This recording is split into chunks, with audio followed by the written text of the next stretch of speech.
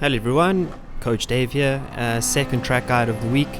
Figured I have the time, so let's do it. This is the second race of the weekend coming up around Sainte-Croix. This is a really quick layout of the track, and we're in the Group 4 cars. Braking here just after the 100 meter board. You want to get some of your tire onto the green there. I go to 4th gear, carry that rolling speed, and this is a track where if you want to get on the power as early as possible. Still around the apex point, as I always preach, but the earlier the better. Start now for the next left-hander just after the 100 meter board there. If you can get over that curb, even better. And then again, trying to get the car pointed as straight as possible for when you get on the power. If you have too much steering angle going through that apex, you're going to go wide and it's going to be very frustrating.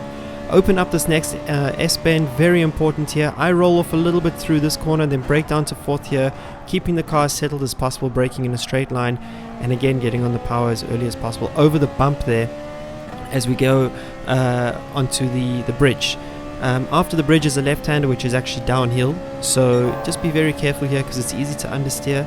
Because it's downhill, it extends the length of the corner theoretically, braking just as the bridge wall ends, and then maximizing the exit, getting as close to the wall as possible.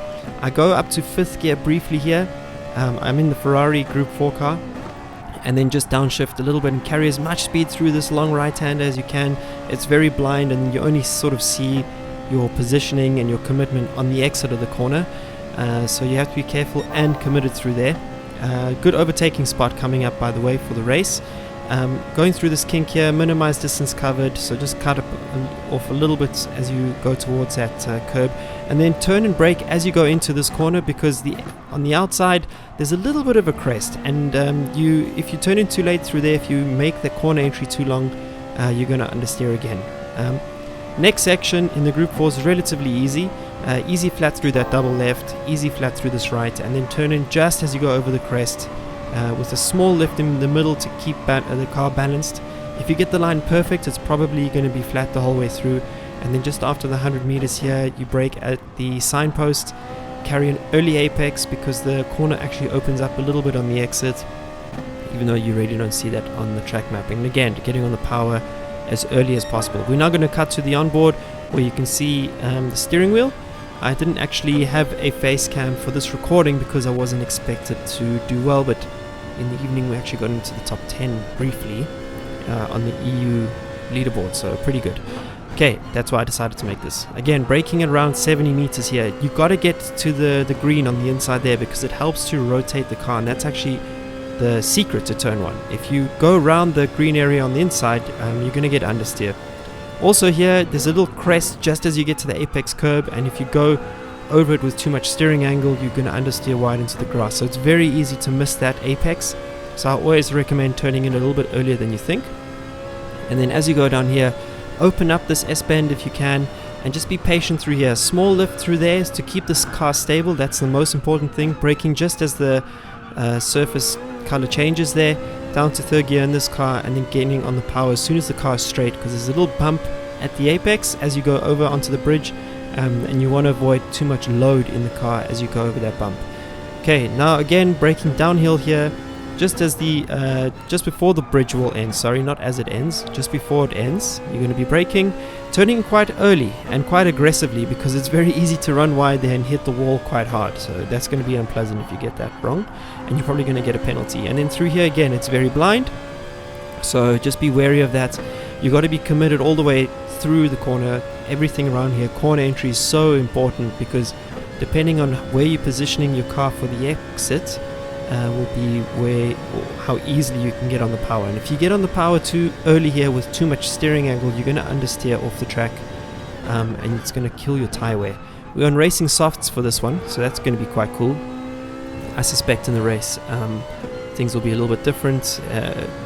You have to run the hard tire. Keep that in mind. You have to run the hard tire for this race, so don't forget that during the pit stops, and just be wary of tire wear. Going through this complex at the end. In the Group 3 cars, it's much more difficult through there, but in the Group 4s, depending on the car that you have, it's going to be flat out. In the Ferrari, it's just not quite flat out through the final double left. And then in the final corner, carry the speed through the corner, getting on the power as always at the apex, and you'll find that when you get on the power, the car is going to rotate around a little bit. So the rotation will help you position the car straight when you're on the power. I think that's where Gran Turismo gets certain things right in physics. The main thing is the diff and how the diff works when you're on the power. That's one of the things that Gran Turismo seems to get right. We cut to the outside view, and this is just to see car positioning on track. I think it's quite important. It's nice to have this drive-eye view. I wish we had this in real life.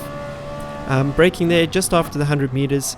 You'll see I just missed the apex curb there. If you get your inside wheels on that apex curb, you're actually going to find a bit more grip, and the line will be much straighter, which means you can get on the power a little bit sooner than I did there. And then going through here, you can clip these curbs a little bit, but the key there is always to keep the car stable, because when you want to brake for this uphill right-hander, you don't want the rear coming around on you because you were too aggressive through the S's. So it's better to be patient through that S bend, to keep the car as flat as possible, so that when you brake for the uphill right, where you can gain a lot of time onto this bridge, the car is stable for you. Going down here, be careful when you overtake people here in the race, because if they touch the wall on the outside and you, for whatever reason, just clip them, you're going to get the penalty. So it's going to take a brave man to do this race, to be honest, man or woman. And you need to be really aware of the cars around you to avoid any unwanted penalties.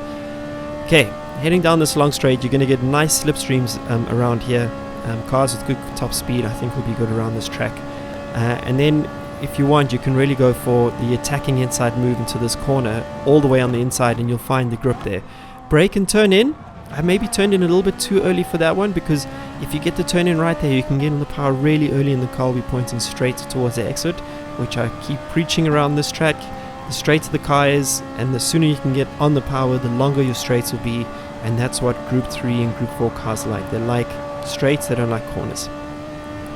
Finally, heading to the final corner. Again, just after the 100-meter board is a signpost, or like a sponsorship board that's facing the other direction. That's your brake marker. That's where you want to get on the power. I hope you found this useful. More track guides coming soon. Until then, I'll catch you around the next lap. Peace.